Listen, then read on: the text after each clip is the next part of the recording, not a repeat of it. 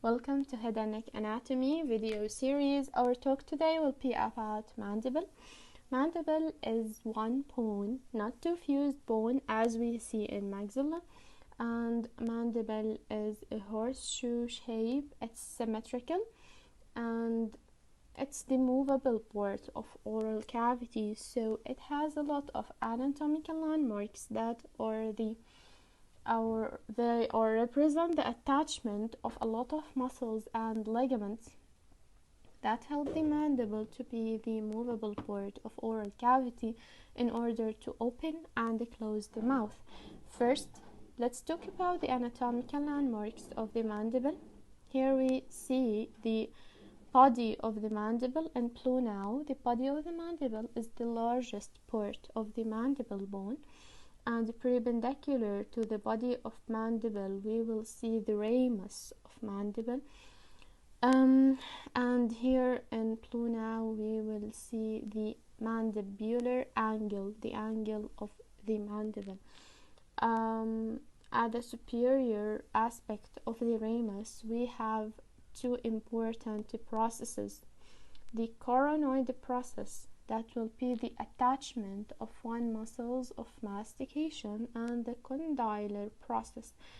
Condylar process make an important part from TMJ, temporomandibular joint, which is a joint between temporal bone and the mandibular bone inside the skull.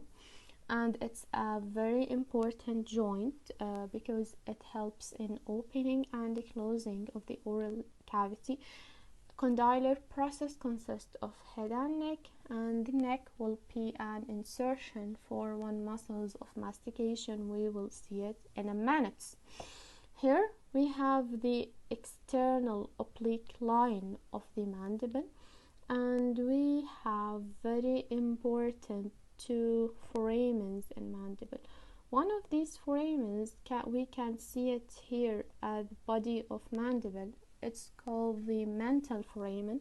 Mental foramen is the passageway of the mental nerve, which is a branch of inferior alveolar nerve, and inferior alveolar nerve is a branch of mandibular nerve.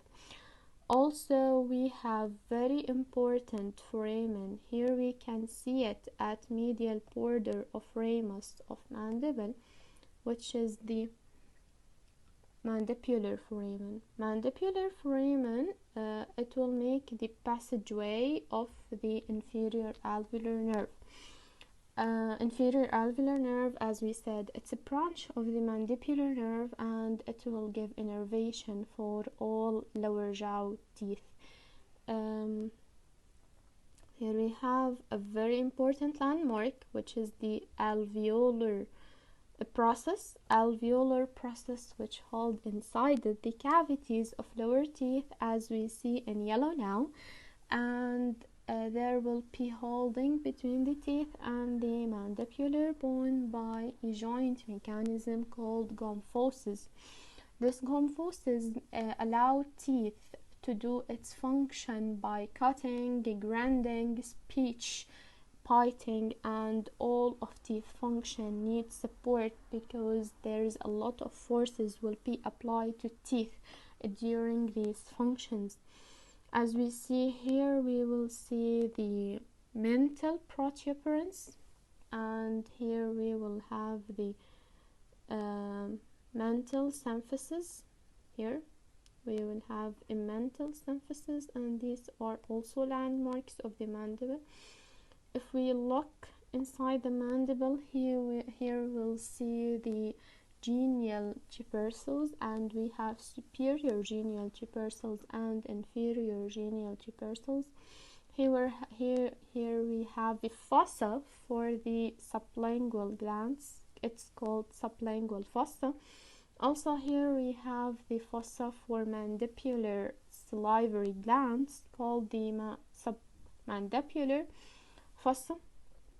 Here we will have a digastric fossa for digastric muscle, and here we will have a mylohyoid line for mylohyoid muscle, which we will see the attachment of muscles to the mandible. in a minute. So these anatomical landmarks are very important to be known in order to know the attachment of muscles of mastication to the mandible. Here we have the insertion of masseter muscle, which is the first muscles of mastication attached to the mandible in order to help it to open and close for the oral cavity. Do you remember that when we talk about the coronoid process, we say that it's the attachment of one muscles of mastication? Yes, that's right. It's the insertion of temporalis muscle. And if we see that the neck of condylar process is the insertion of lateral pterygoid muscle, as we see here, look at it. The medial surface of mandible also represent the attachment of medial pterygoid muscle. So these are the four muscles of mastication.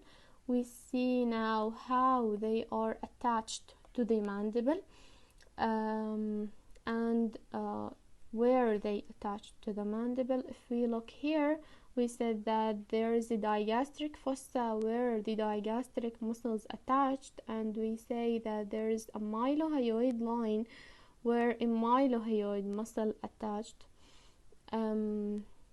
These are the most important muscle to be known and to be seen here in the mandible. And that's all about mandibular bone. See you in the next videos.